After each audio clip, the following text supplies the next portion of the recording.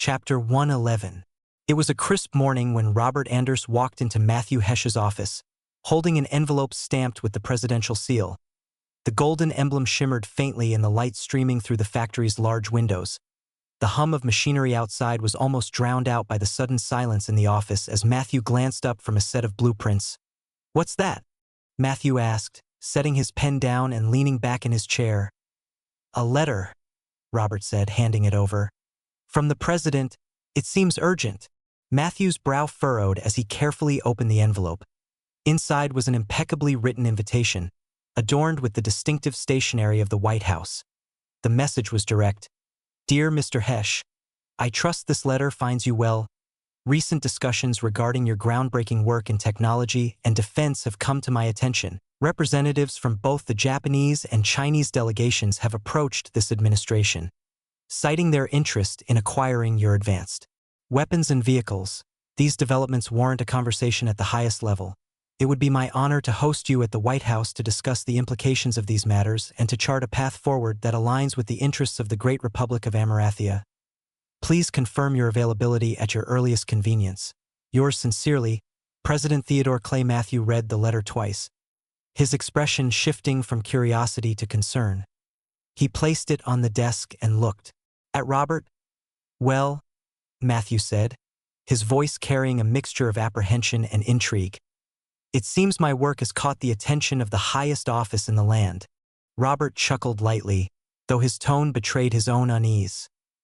"You were bound to end up in this position eventually. Are you going to accept?"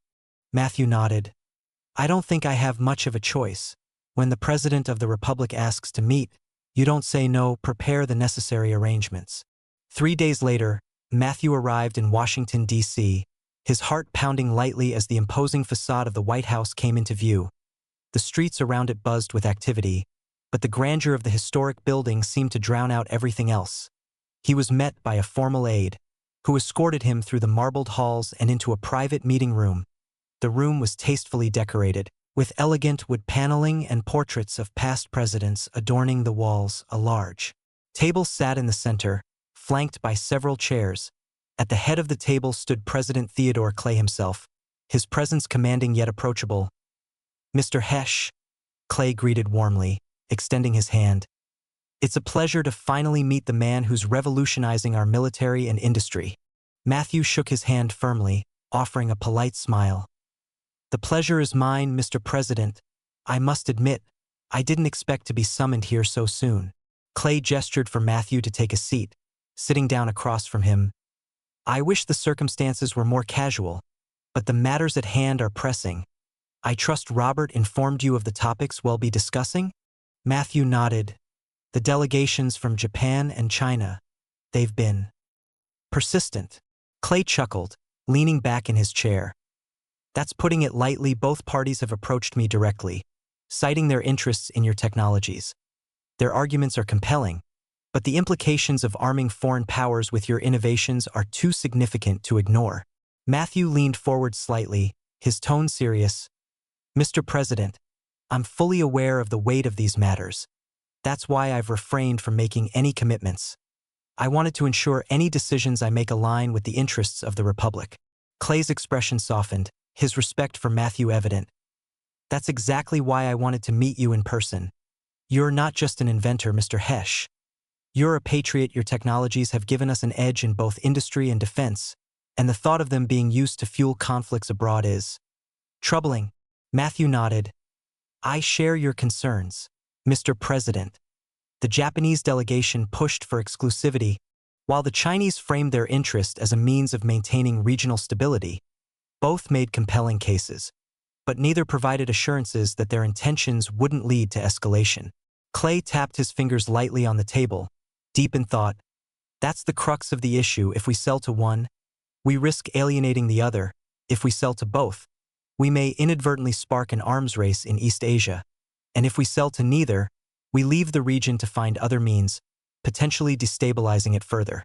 Matthew's voice was steady but thoughtful. "Then the question becomes, how do we navigate this without compromising our values or our security?" Clay nodded. "Precisely. That's why I'm inclined to explore a third option. Rather than selling directly to foreign powers, We could establish a framework where your technologies are used under the supervision of the Republic. This would allow us to maintain control over their deployment while ensuring they're not used recklessly. Matthew considered the proposal, his mind racing through the logistics. It's a complex solution, but one that could work. However, it would require significant oversight and infrastructure to implement effectively. Clay leaned forward, his gaze intent. And that's where you come in, Mr. Hesh. Your expertise is unmatched, and your integrity is evident. I'd like you to lead the effort in creating this framework. It won't be easy, but I believe you're the only man for the job. Matthew's eyes widened slightly, the weight of the proposal sinking in. That's a monumental task, Mr. President, but if it ensures the responsible use of these technologies, I'm willing to take it on. Clay extended his hand again, his expression resolute. Then it settled together. We'll ensure that the innovations of Hesh Industries serve as a force for stability, not conflict. Explore stories on Novelbin. Calm. Matthew shook his hand, the gravity of the moment clear. You have my word, Mr. President. Let's make it happen. As Matthew exited the White House later that afternoon, the crisp air seemed to carry a new sense of purpose. The conversations Head had with President Clay echoed in his mind, each word reinforcing the magnitude of the path ahead. Robert was waiting by the car, his expression curious. How did it go? Matthew opened the door and slid inside, his face a mixture of determination and exhaustion. It went well. The president has a plan, one that puts us in the driver's seat. Robert raised an eyebrow. What kind of plan? Matthew leaned back, a faint smile playing on his lips. A plan that ensures our work is used responsibly, but it's going to require everything we've got. As the car pulled away from the White House, Matthew stared out the window, the sprawling city a blur of movement. The future was uncertain, but for the first time in weeks, he felt a sense of direct Iona purpose that went beyond innovation and industry. The road ahead would be challenging, but Matthew Hesh had never been one to shy away from a challenge. Chapter 112. As Matthew Hesh's car navigated the lively streets of Washington, D.C., the enormity of his meeting with President Theodore Clay weighed heavily on him. The conversation earlier that day had clarified the critical role Hesh Industries was beginning to play in geopolitics. For better or worse, Matthew had moved beyond being an inventor or industrialist that was now part of the Republic's broader strategy in an increasingly volatile world. By the time he returned to his hotel, the evening sun cast a golden glow over the city. Matthew stepped out of the car, his mind racing with thoughts of diplomacy, innovation, and responsibility. Inside the suite, Robert Anders was already at work, setting up a makeshift workspace with maps, documents, and a typewriter on the dining table. Figured you'd need this ready, Robert said, glancing up with a knowing look. Matthew dropped his coat onto the back of a chair and approached the table. You figured right, he replied. We're stepping into uncharted territory now, Robert. It's not just manufacturing anymore, it's geopolitics. Robert raised an eyebrow. And how do you feel about that? Matthew sighed, pouring himself a glass of water from the side table. Uncomfortable but necessary. If we want to ensure our work is used responsibly, we can't just stand on the sidelines. This isn't just about profit anymore, it's about principles. Robert nodded, gesturing to the documents spread out before him. We've received preliminary correspondence from the Department of War and the State Department. It seems they're eager to formalize your role in this. Did the president mention anything specific about the next steps? Matthew sat down, picking up one of the documents. He did. They're convening a committee to oversee how Hesh Industries integrates into their broader strategy. Apparently, the Chinese and Japanese delegations have already reached out to the administration, offering further proposals. The Koreans are expected to chime in next. Robert whistled low. That's a lot of interest, and I'm guessing they all want to be at the front of the line. Matthew nodded. Exactly. The president made it clear that the Republic won't play favorites, but he also doesn't want to escalate tensions unnecessarily. It's a delicate balance. Robert leaned back in his chair, folding his arms. So, where does that leave us? Matthew took a deep breath, his gaze steady. We need a framework, one that aligns with the Republic's goals while maintaining our integrity as an enterprise. We can't become a tool for unchecked militarization. The following day, a courier arrived at Matthew's hotel with an official-looking envelope bearing the presidential seal. Inside was a letter signed by President Clay himself, inviting Matthew to an exclusive strategy session at the White House.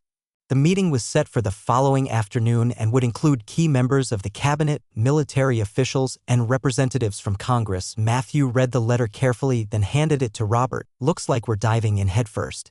Robert scanned the letter, nodding slowly. They're bringing out the big guns. This isn't just about diplomacy anymore, they're planning for contingencies. Matthew frowned, his mind racing, which means we need to be prepared. I want all the latest data on international military movements, particularly in East Asia. Also, pull up our production schedules and projections. If we're going to speak intelligently about our capabilities, we need to know exactly what we can deliver and when. Robert scribbled a note on his pad. On it, he'll have everything ready by tonight. Matthew glanced at the clock. Good, we don't have time to waste. The following afternoon, Matthew arrived at the White House, escorted through its stately halls by a military aide. The meeting room was a grand yet functional space, dominated by a large oak table surrounded by chairs. President Clay was already seated at the head, flanked by the Secretaries of State and War, as well as several high-ranking generals and admirals. Mr. Hesh, the president said warmly, standing to greet him, thank you for joining us. Matthew shook the president's hand firmly. Thank you for the invitation, Mr. President. I hope I can provide the insight you're looking for. Clay gestured to a seat near his own. Please, have a seat, we've got a lot to discuss. Once everyone was seated, the Secretary of State opened the discussion with a briefing on the current geopolitical landscape. He outlined the growing tensions in East Asia, emphasizing the strategic importance of balancing alliances while avoiding direct provocations. The Secretary of War followed, presenting an overview of the Republic's current military capabilities and highlighting areas where Hesh Industries' innovations could fill critical gaps. Matthew listened intently, noting the precision with which they identified potential applications for his vehicles, weapons, and communication systems. When it was his turn to speak, Matthew leaned forward, his hands resting on the table. Gentlemen, I appreciate the confidence you've placed in Hesh Industries, but I want to be clear about a few things. First, our priority has always been innovation and progress, not conflict. If we're going to supply technology to multiple nations, we need to ensure it's used responsibly. General Harris, a stern man with a no-nonsense demeanor, raised an eyebrow. And how do you propose we ensure that, Mr. Hesh? Matthew met his gaze steadily. By setting strict terms in our agreements, any nation that purchases our technology must commit to transparent reporting and allow for periodic inspections. Additionally, we can limit the sale of offensive weapons, focusing instead on defensive systems that deter aggression. The room murmured in approval, but the Secretary of War looked skeptical. That's a noble approach, Mr. Hesh, but enforcement could be a challenge. What happens if a nation violates those terms? Matthew nodded. That's a valid concern, which is why we'll need to collaborate closely with the Republic's intelligence and diplomatic arms. If a nation violates our terms, their access to future technology will be cut off immediately. President Clay leaned back in his chair, his expression thoughtful. It's a solid foundation, Matthew, and I appreciate your insistence on responsibility, but we also need to consider the broader picture. The Republic can't afford to fall behind in this arms race. Continue your journey with Novelbin. Calm. Matthew's jaw tightened slightly. Understood. Mr. President, Hesh Industries will do its part to ensure the Republic remains secure, but it'll need assurances that our innovations won't be misused or exploited. Clay nodded firmly. You have my word on that. We're all in this together. As Matthew left the White House, the weight of his new role settled on his shoulders. This was no longer just about designing machines or making deals, it was about shaping the future of international relations. The road ahead would be challenging, but he knew one thing for certain. He couldn't afford to falter. Back at his hotel, Robert was waiting with an updated briefing. How'd it go? He asked. Matthew dropped into a chair, his expression pensive. We've got the framework. Now we just need to execute it without losing our principles. Robert smirked. No pressure, right? Matthew chuckled softly, shaking his head. None at all. Chapter 113. The following morning, Matthew woke to the faint light of dawn creeping through the curtains of his hotel suite. The city outside was already stirring, its rhythm relentless, much like the demands now placed on Matthew's shoulders as he dressed. His thoughts lingered on the meeting at the White House.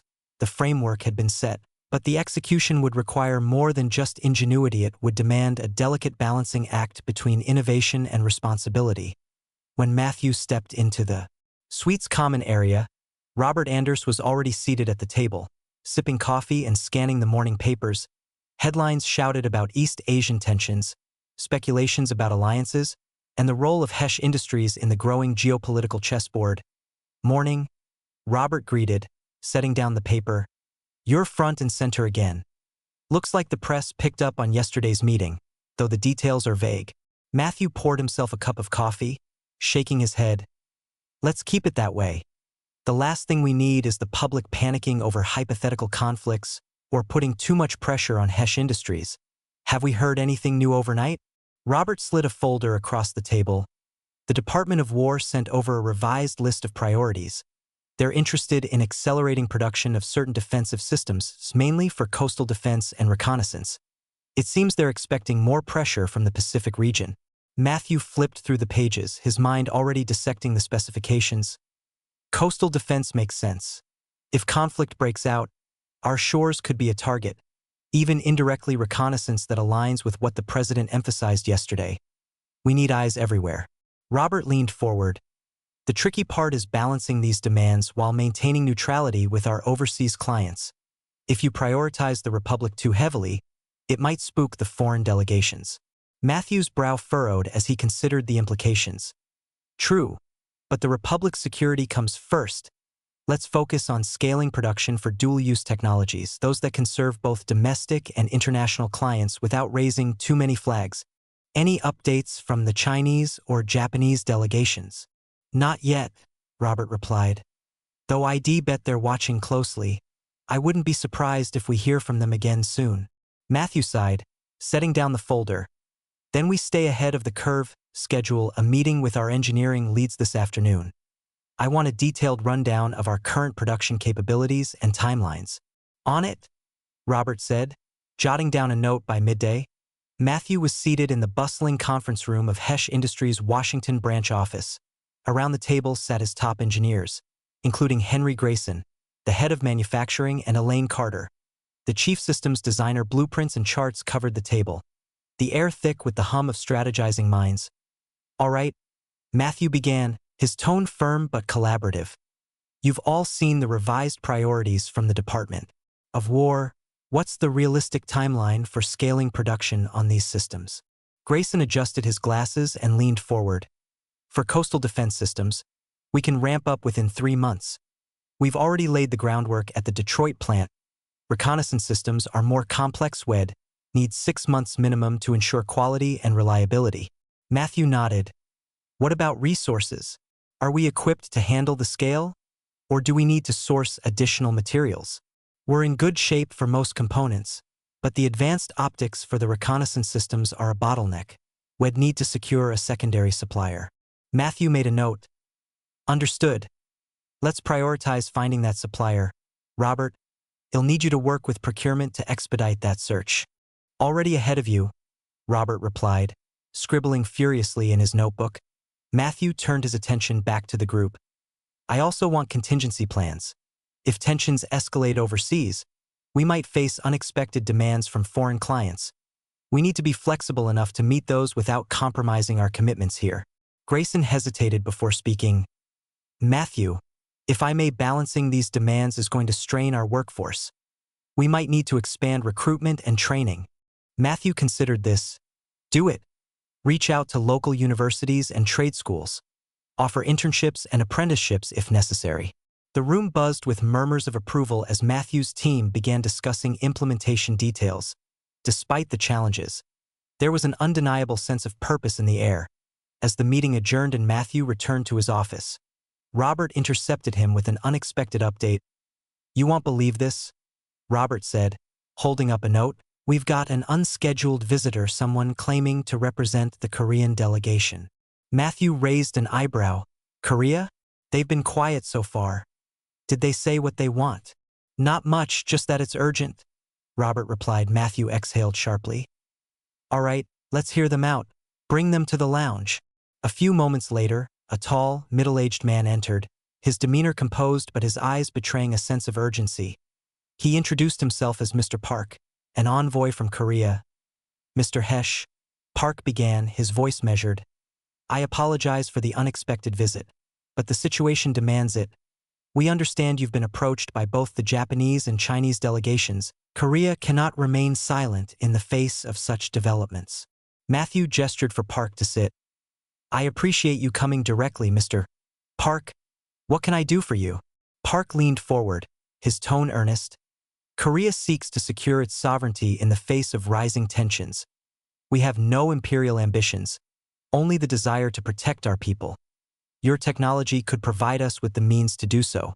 Matthew nodded slowly. I understand your concerns, but I must be transparent. I've made no commitments to either Japan or China, and my focus remains on ensuring that my innovations are used responsibly. Park hesitated, then added, Mr. Hesh, I must warn you, if Korea is left without access to such technology while our neighbors arm themselves, we risk becoming a battleground. We implore you to consider this carefully. Matthew met Park's gaze, his expression unwavering. I will consider it, Mr. Park. As Park left, Robert entered the room with a comment that complicates things. Matthew nodded, his mind already working through the implications. It does, but it also reinforces one thing: we can't afford to rush this. Read new chapters at novelbin.com. Chapter 114. The following evening, Matthew Hesh sat in his office reviewing production schedules and correspondence from the Department of War. The room was quiet, save for the occasional shuffle of papers and the faint hum of the factory floor below. As he reached for his cup of coffee, Robert Anders entered, a subtle look of hesitation on his face. Matthew, Robert began, holding a leather-bound folder. You've got a visitor. Charles Fitzwilliam is here. Matthew straightened in his chair. Charles? What brings him all the way out here? Robert shrugged slightly. He didn't say, but he seemed concerned. Matthew sighed, setting the papers aside. All right, send him in. Moments later, Charles Fitzwilliam, one of the wealthiest industrialists in the Republic and a major investor in Hesh Industries, entered the room. His tailored suit and polished demeanor exuded confidence, but his furrowed brow suggested otherwise. Charles, Matthew greeted, extending a hand. To what do I owe this visit? Charles shook Matthew's hand firmly, his expression softening just slightly. Matthew, it's good to see you, but let's not waste time. I've been hearing some troubling stories. Matthew gestured for him to sit, his curiosity piqued. Troubling? What stories? Charles lowered himself into the chair across from Matthew's desk, his gaze steady. I've heard from my contacts in Washington, as well as whispers from abroad, that you've turned down not one, but 3 nations who were ready to pay top dollar for your weapons and vehicles. Matthew's expression remained neutral. That's true. Japan, China, and Korea have all approached us, but I've been cautious about committing. Charles leaned forward, his tone sharp. Cautious? Matthew, these are some of the largest buyers we could ever hope to have. Do you realize how much profit you've left on the table by not sealing those deals? Matthew sighed, leaning back in his chair. I do, Charles. Believe me, I've considered the numbers, but this isn't just about profit. It's about the implications of selling advanced technology to nations that could use it against each other, or worse, reverse engineer it to create their own versions. Charles raised an eyebrow. And that's your concern? Reverse engineering? Let me tell you something, Matthew. Every piece of technology ever created has been reverse engineered. That's just the nature of innovation. You can't stop progress by withholding your designs. It's not just the reverse engineering, Matthew replied, his tone firm. It's about maintaining the Republic's edge. If we sell these technologies abroad, we risk losing our dominance in innovation. Those nations will become competitors, and our advantage will erode. Charles smirked, leaning back in his chair. Matthew, you're thinking too small. Selling weapons to all 3 sides means more orders. Let them fight their wars while we rake in the money. That's how business is done in times like these. Matthew shook his head, his expression unwavering. I understand the business side of it, Charles. I do, but the first rule for any technologically advanced nation is simple. You don't share the edge that gives you power. You don't give it away, even for profit. Because once it's out there, it's no longer yours alone. Find adventures at novelbin.com. That might be true in theory, Matthew, but in practice, holding on to that edge doesn't stop others from trying to catch up. Technology evolves, and if we're not the ones selling it, someone else will be. Matthew gestured toward the folder Robert had left earlier, filled with requests and reports from the Department of War. That's precisely my point, Charles. The Republic has the edge right now. If I sell to 3 rival nations and they reverse engineer what we provide, not only are we creating competition, but we're also arming potential adversaries, and when the next war comes, they'll be fighting with technology that originated here. Technology we can no longer control. Charles' expression softened slightly, though the sharpness in his tone remained. I understand your caution, Matthew, I do. But let's not pretend that this isn't a once-in-a-lifetime opportunity. Selling to all sides would bring in more orders than you could imagine. The profits would be staggering, and the Republic could reinvest those earnings to stay ahead. Let them fight their wars. We'll keep innovating and reaping the benefits. This isn't just me, Charles. The government has a say in this too, Matthew said firmly, his gaze unwavering. The technologies we're discussing, vehicles, weapons, communication systems, these aren't just commodities. They're strategic assets. The Republic's leadership understands the implications of letting them slip beyond our control, and I do too. Charles leaned back in his chair, rubbing his chin thoughtfully. Strategic assets or not, the government doesn't seem to be rushing to restrict you from selling, are they? If anything, they're probably waiting to see how you handle this before stepping in. Matthew crossed his arms. That might be true for now, but we both know that won't last. The Department of War has already flagged the risk of foreign governments reverse engineering these designs. If we move forward recklessly, we'll not only face regulatory crackdowns but also lose the trust of the administration. Charles' brow furrowed, his frustration bubbling just beneath the surface. Matthew, I get it, you're trying to think long-term, but while you're busy debating ethics and strategy, we're leaving money on the table. These nations are prepared to pay top dollar now, not years down the line. Do you realize what that could mean for Hesh Industries? Matthew sighed, leaning forward. I'm not blind to the financial opportunity, Charles, but I refuse to sacrifice the integrity of this company or this nation for short-term gains. Selling to all three sides doesn't just mean more orders. It means fueling conflicts that could spiral out of control. Charles met Matthew's eyes, his voice lowering. And you think sitting on the sidelines will stop that? War is inevitable, Matthew. Whether we sell or not, these nations will find ways to arm themselves. They'll develop their own technologies, strike their own deals. The only question is, do we profit from it, or do we let someone else take that market? Mr. Charles, I don't have any competition, so you won't have to worry about someone taking over the market, because I am the only one in the market, Matthew said coolly. Chapter 115. On the morning of July 15, 1887, the world woke to a shocking revelation. The Japanese Empire had officially declared war on the Chinese Empire. The news spread like wildfire across nations, dominating headlines in every major city. For Matthew Hesh, the timing of the conflict couldn't have been worse or more consequential. The clamor of the factory floor seemed louder that day, as if the workers of Hesh Industries felt the weight of the geopolitical tremors. In his office, Matthew sat with Robert Anders, staring at a freshly delivered telegram from the Department of State. Japanese forces have launched an offensive along the Liaodong Peninsula. Robert read aloud, his voice steady despite the gravity of the words. Reports suggest significant naval and ground operations are underway. The Chinese Empire has declared full mobilization in response. Matthew leaned back in his chair, running a hand through his hair.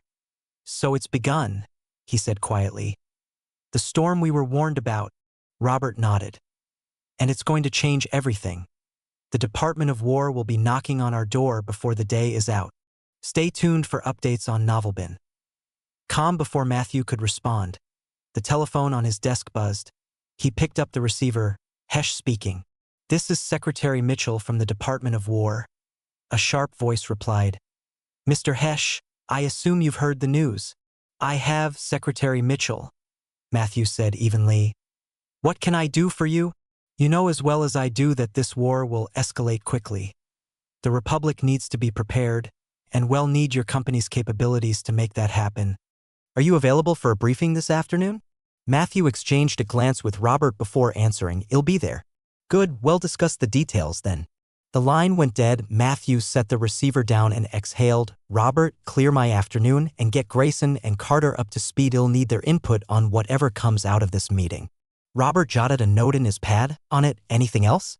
Yes, Matthew said, standing and moving toward the window. Start preparing a briefing on our current production capabilities, especially for naval and coastal defense systems. If this war reaches the Pacific, we'll need to be ready. By the time Matthew arrived at the Department of War, the building was abuzz with activity. Uniformed officers and government officials moved with urgency, their faces set in grim determination. Matthew was escorted to a large conference room. where Secretary Mitchell and several military leaders awaited him. "Mr. Hesh," Mitchell greeted, motioning for him to take a seat. "Thank you for coming on such short notice." Matthew nodded. "I understand the urgency. What's the situation?" Mitchell leaned forward, his expression serious. "The Japanese declaration of war has caught everyone off guard. Their naval forces are already engaging Chinese ships in the Yellow Sea, and there are reports of ground invasions near Port Arthur. Intelligence suggests this is just the beginning."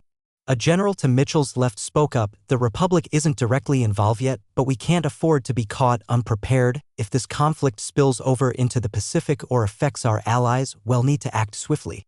Mitchell turned his attention back to Matthew. "That's where you come in. We need to accelerate production on key systems, naval artillery, reconnaissance planes, and defensive fortifications for our Pacific territories." Matthew nodded, his mind already racing through the logistics. "We can scale up production, but it'll need additional resources and manpower. Some of our current projects may need to be reprioritized." Mitchell waved a hand. "Consider it done. Whatever you need, you'll have it. Just get us what we need before it's too late." As Matthew returned to his office that evening, the weight of the meeting pressed heavily on his shoulders. The war in East Asia was no longer a distant concern, it was a reality that could shape the future of the world. And Hesh Industries was now at the center of it all. Robert was waiting for him, a stack of papers in hand. "How'd it go?" he asked. "They want everything," Matthew replied, sinking into his chair. "Naval artillery, reconnaissance planes, defensive systems, it's all hands on deck." Robert whistled low. "That's a tall order. Do we even have the capacity?" "We will," Matthew said firmly, "but we'll need to move fast. Get Grayson and Carter in here tomorrow morning. You'll need their input to finalize the production schedules." Robert hesitated before speaking. "And what about the foreign delegations? You know they're going to come knocking again, especially now." Matthew rubbed his temples. "I know, and that's a problem for another day. Right now, my focus is on the Republic. If this war spreads, we'll need to ensure our own defenses are solid before we even think about anything else."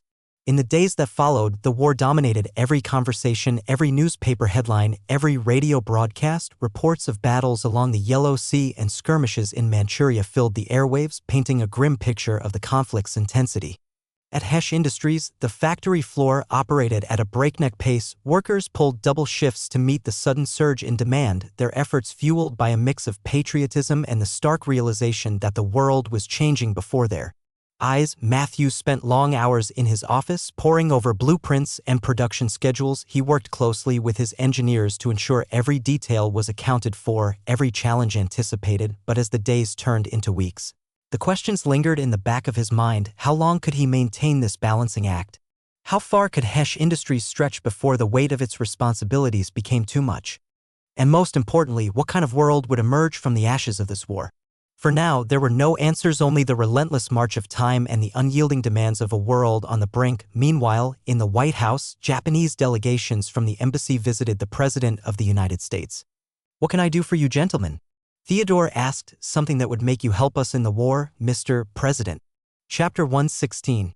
On the evening of July 15, 1887, President Theodore Clay sat at his desk in the Oval Office, a thin veneer of calm masking the turmoil within. The news of Japan's war declaration against China had shaken the international community. And as the leader of the Republic, Clay found himself at the heart of mounting pressures. He was prepared for diplomatic maneuvering, but the Japanese delegation waiting outside had come with an agenda unlike any had faced before.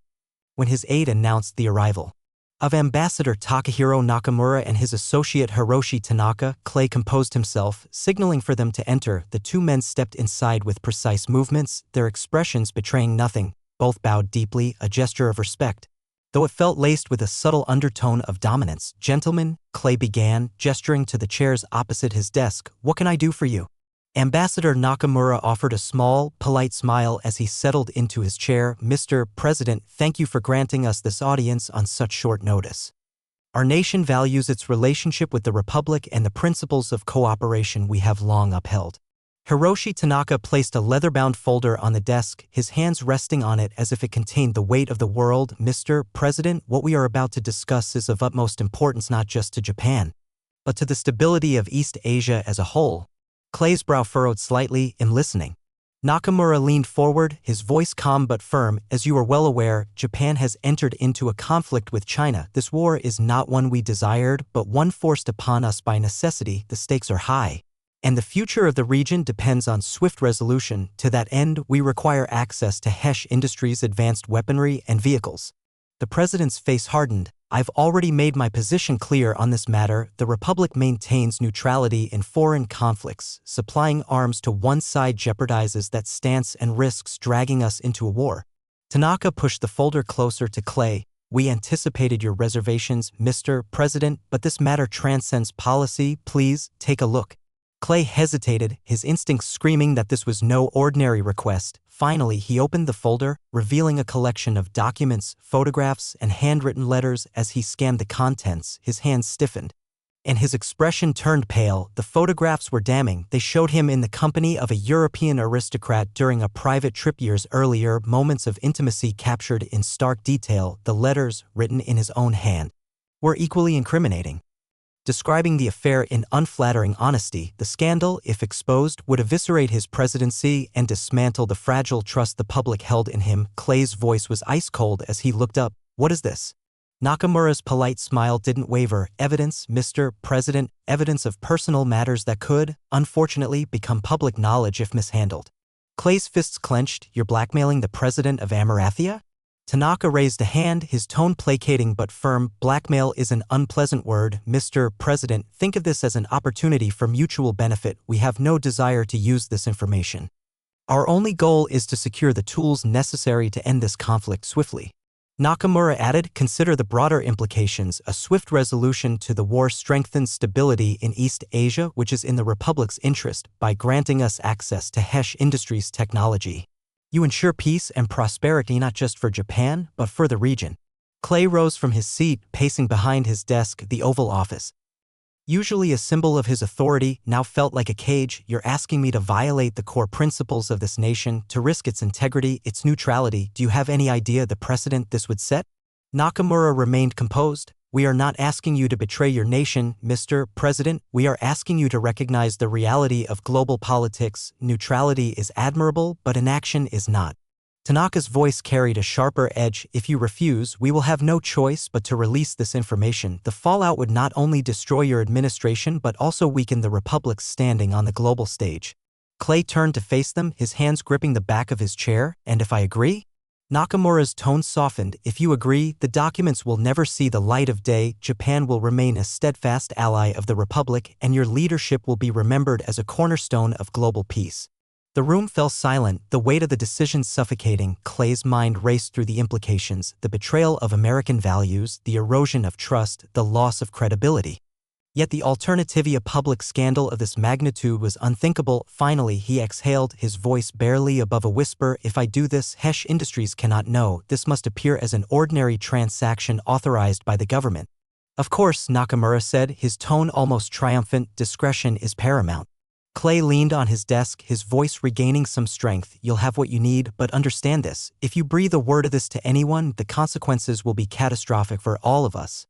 Nakamura and Tanaka rose, bowing deeply. We understand, Mr. President. Thank you for your wisdom. Stay connected with Novelbin. Calm as the door closed behind them, Clay sank into his chair, the folder still on his desk. The deal was done, but the cost was immeasurable. He stared out the window, the city lights twinkling in the darkness. A stark reminder of the burden he now bore. Later that night, Clay summoned his closest advisors, including Secretary Mitchell and the Secretary of State, to a private meeting. We need to expedite a deal with Japan, he announced, his tone brooking no argument. Mitchell frowned. Mr. President, are you certain? This could have far-reaching consequences.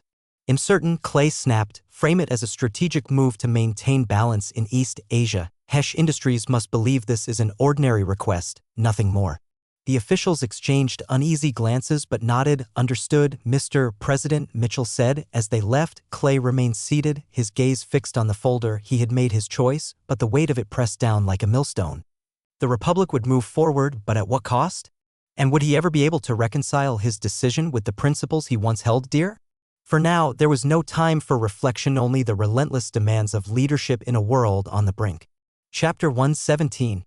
The morning sun filtered through the tall windows of Hesh Industries' Washington office as Matthew Hesh sat at his desk reviewing the latest production schedules.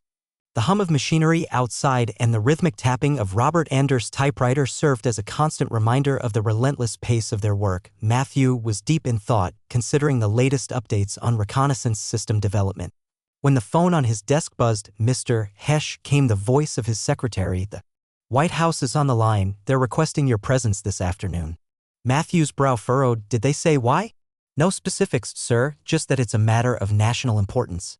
Matthew leaned back in his chair, his mind racing. After the recent war declaration by Japan against China, he had anticipated further involvement with the government. Still, an invitation from the president himself carried a weight that even he couldn't ignore. "I'll be there," he replied. By mid-afternoon, Matthew's car pulled up to the gates of the White House.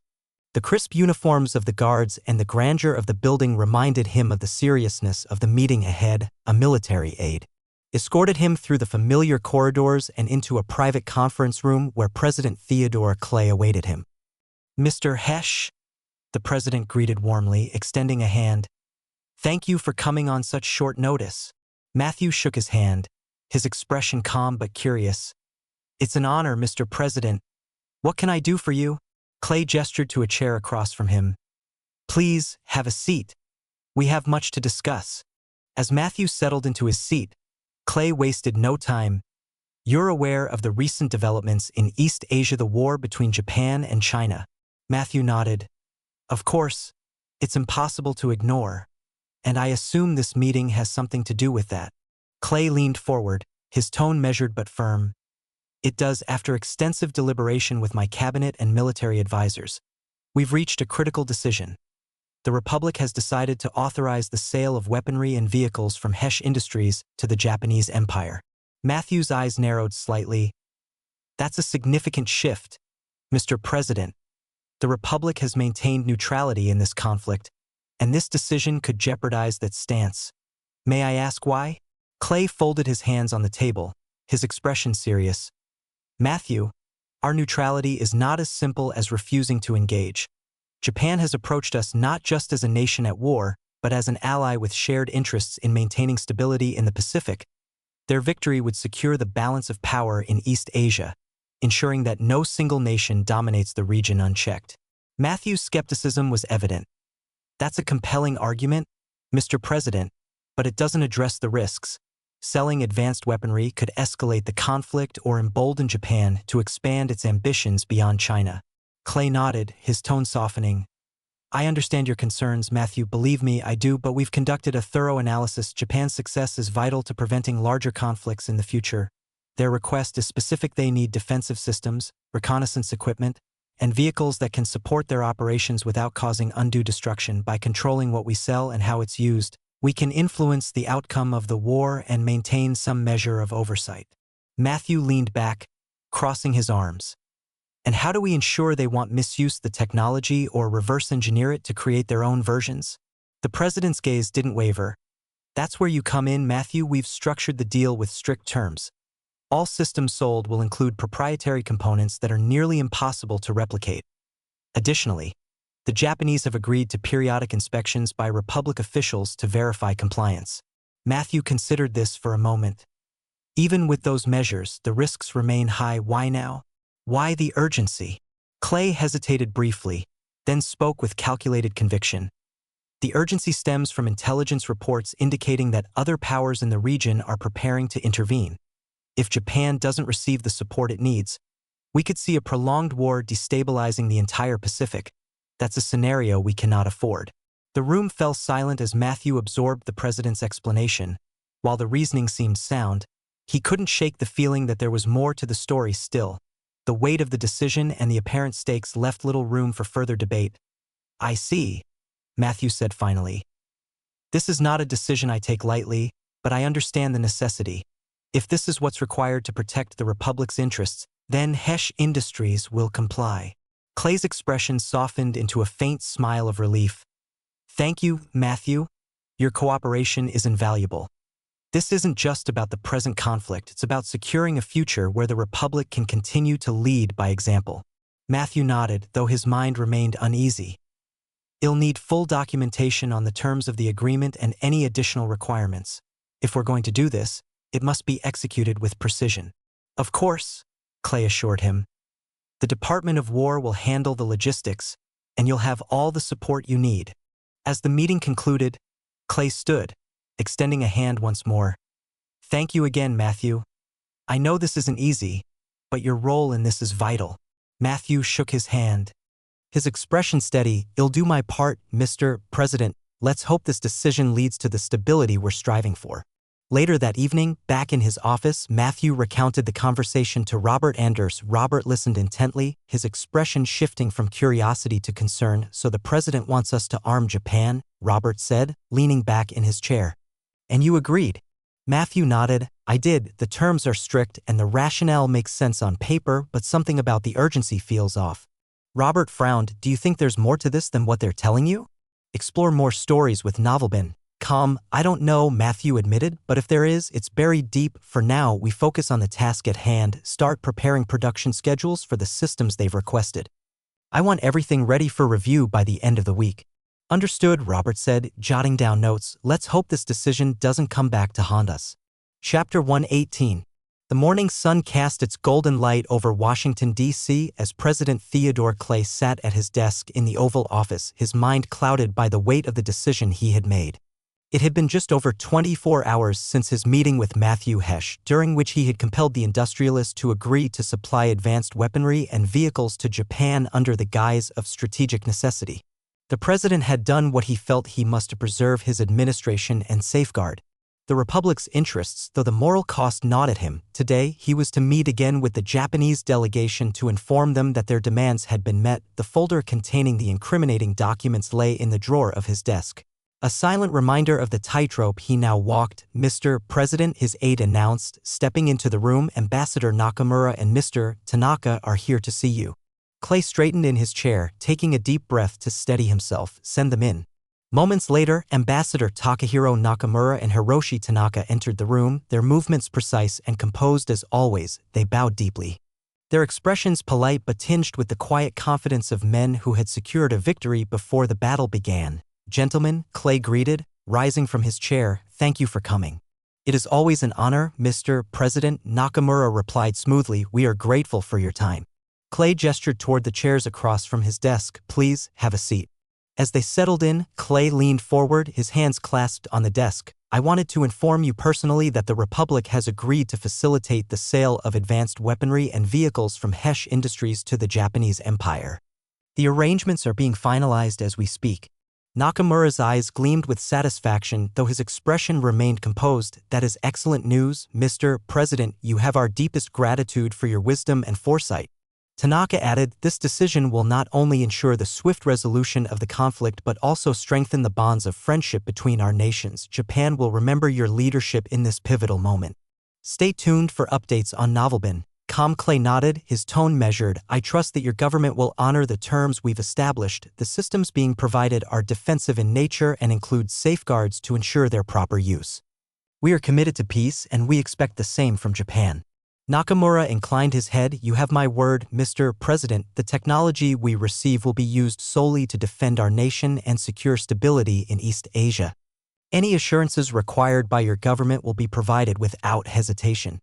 Clay forced a faint smile. Good transparency and accountability are critical to maintaining trust in this arrangement. Tanaka leaned forward slightly, his tone deliberate. Mr. President, may I ask, has Mr. Hesh been informed of this decision? Clay's smile tightened. He has. Mr. Hesh understands the strategic importance of this arrangement and has committed to supporting our efforts. The terms were presented to him as part of a broader strategy to maintain balance in the region. Nakamura exchanged a brief glance with Tanaka before speaking. Your leadership in this matter is commendable, Mr. President. It is rare to find a leader who understands the intricacies of geopolitics as you do. Clay shifted uncomfortably under the weight of their praise. My responsibility is to the Republic and its people. Every decision I make is with their best interests in mind. The ambassador offered a small, polite smile, and yet your ability to navigate such delicate matters also ensures the prosperity of your allies. Japan could not ask for a better partner in this endeavor. Clay stood, signaling the end of the meeting. I trust this partnership will serve both our nations well. My administration will coordinate with your embassy to ensure a smooth transfer of the agreed-upon technologies. Nakamura and Tanaka rose, bowing deeply once more. Thank you, Mr. President. Your efforts will not be forgotten. As they exited the room, Clay remained standing, his gaze fixed on the door. The relief of having fulfilled their demands was tempered by the bitterness of how it had been achieved. He had preserved his presidency. But at what cost to his principles and to the Republic's standing in the world? Later that evening, Clay convened a meeting with his top advisors, including Secretary Mitchell and the Secretary of State. The air in the room was heavy with tension as Clay outlined the details of the arrangement. "The deal has been finalized," Clay said. His tone firm. "Hesh Industries will begin supplying Japan with the requested systems immediately. The terms are strict, and I expect them to be enforced to the letter." Mitchell frowned, leaning forward in his chair. "Mr. President, are you certain this was the right move? Arming Japan could have far-reaching consequences." Clay's jaw tightened. "This decision was not made lightly, Mitchell. The intelligence we've gathered indicates that Japan's success in this conflict is crucial to maintaining stability in East Asia. The Republic cannot afford to sit idle." The Secretary of State interjected, "But there's a risk, Mr. President. If China perceives this as a direct endorsement of Japan's actions, it could strain our relations with them and with other nations watching this conflict closely."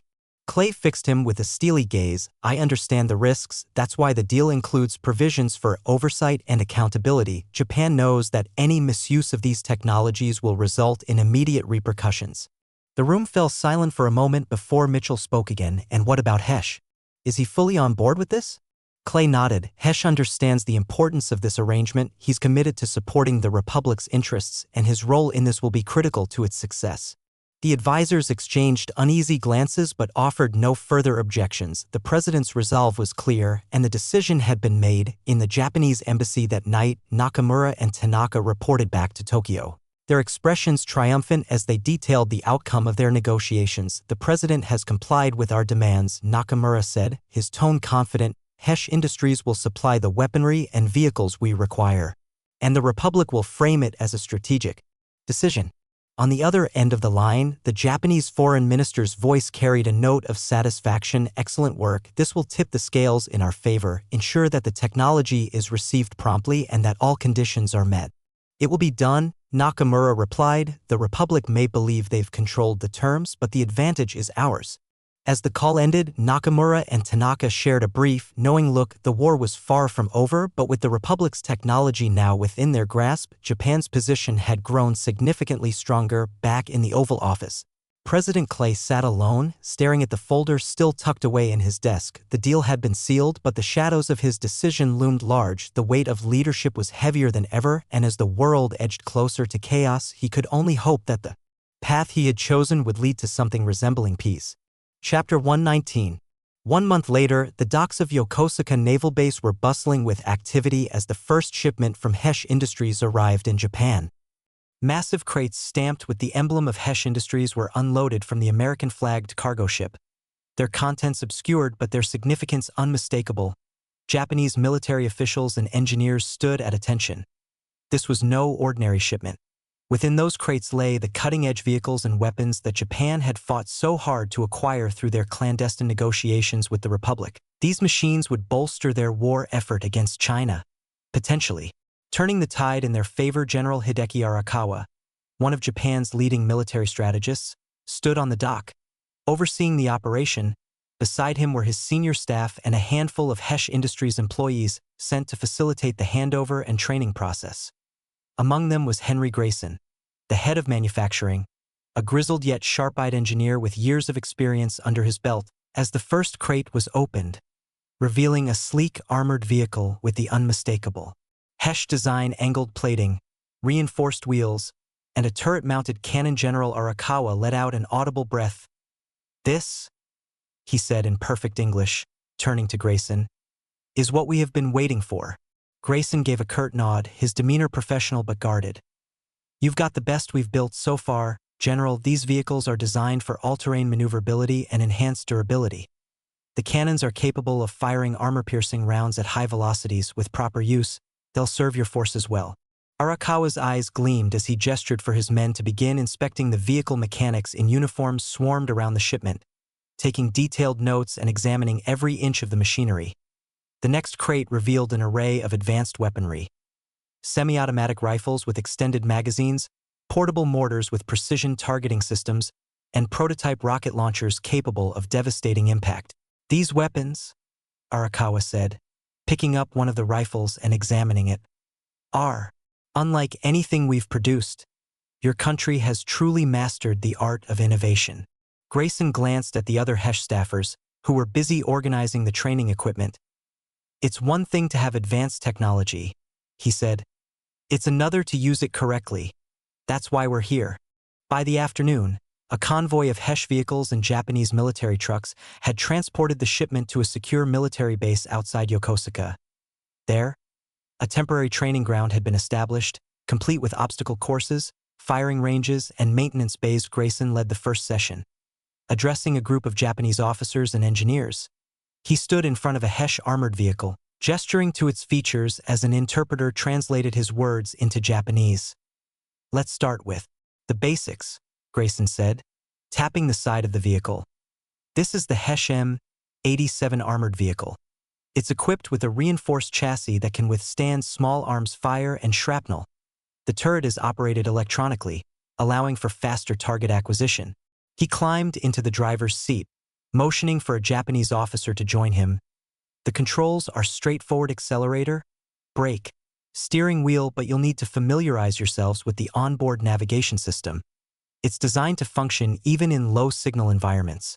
The officer nodded, his expression a mix of determination and apprehension. As Grayson started the engine, the low rumble of the powerful motor filled the air. You'll also notice that the engine is quieter than most vehicles of its kind, Grayson added. That's intentional, reduces detection in enemy territory. Meanwhile, other Hesh staffers worked with Japanese soldiers on the firing range, demonstrating the capabilities of the new rifles and mortars. The soldiers quickly adapted to the advanced weaponry, their enthusiasm palpable as they hit targets with unprecedented accuracy. Discover hidden tales at Novelbin. One soldier, a young sergeant named Takashi, approached a Hesh technician after successfully firing a rocket launcher. This weapon, he said through the interpreter, is unlike anything we've ever seen. It will give us an edge. The technician nodded, adjusting the rocket launcher's targeting system. It's designed for precision and portability. Use it wisely, and it will serve you well. Despite the progress, there were moments of tension. The language barrier occasionally caused misunderstandings, and some Japanese officers questioned the Hesh staffers' methods. During a maintenance demonstration, a senior Japanese engineer voiced concerns about the complexity of the vehicle's internal systems. These designs are brilliant, he said, but they are also intricate. What happens if we encounter issues on the battlefield? Grayson responded calmly but firmly. That's why we're here to train your mechanics to handle basic repairs. For anything more advanced, you'll need to establish dedicated support teams. These vehicles are cutting edge, and maintaining them requires precision. General Arakawa intervened, his tone decisive. Our engineers are more than capable. They will rise to the challenge. Grayson inclined his head. I don't doubt it, General.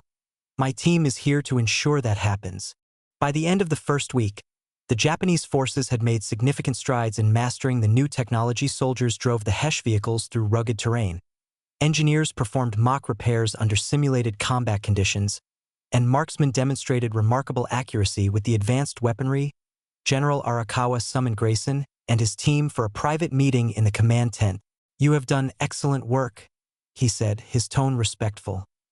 These machines and weapons will be instrumental in securing victory for Japan. Grayson nodded. I'm glad to hear it, General. But remember, technology is only as effective as the people using it.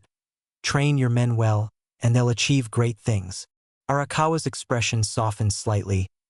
You speak with the wisdom of experience. Mr. Grayson, rest assured, Japan will honor the effort your team has put into this partnership.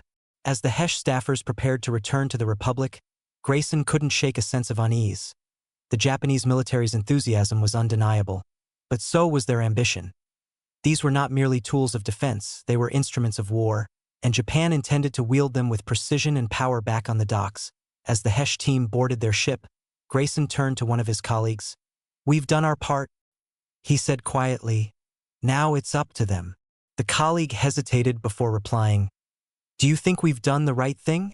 Grayson's gaze lingered on the Japanese soldiers loading the final crates into their trucks. I don't know, he admitted. But what I do know is that history is being written, And we've just handed someone the pen. Chapter 120. The early morning mist over the Liaodong Peninsula was thick, almost suffocating, as Chinese troops fortified their positions near a small village overlooking a strategic river crossing. General Wei Zhang, a seasoned commander in the Chinese army, stood on a ridge surveying his lines.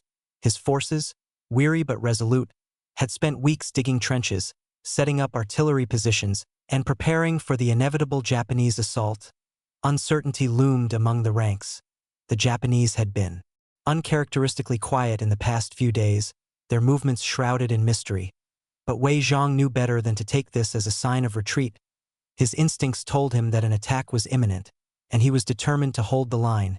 Just as the sun began to rise, breaking through the haze, the faint rumble of engines echoed in the distance. At first, it was barely perceptibly a low, guttural sound carried by the wind. Then it grew louder, unmistakable.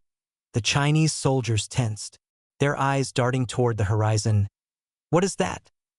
a young lieutenant asked, his voice trembling. General Zhang raised his binoculars, scanning the terrain. His breath caught as he spotted the source of the noise. A column of armored vehicles, their angular designs and metallic sheen unlike anything he had ever seen. These were no ordinary machines. These were the Hesham 87 armored vehicles, now bearing the rising sun of Japan. "Prepare the artillery," Zhang barked, his voice cutting through the rising panic. "Focus fire on those vehicles." The Chinese artillery crews scrambled to their positions, loading shells into their aging cannons. Moments later, the ground shook as the first salvo was fired. Explosions erupted across the battlefield, but the Japanese vehicles pressed forward.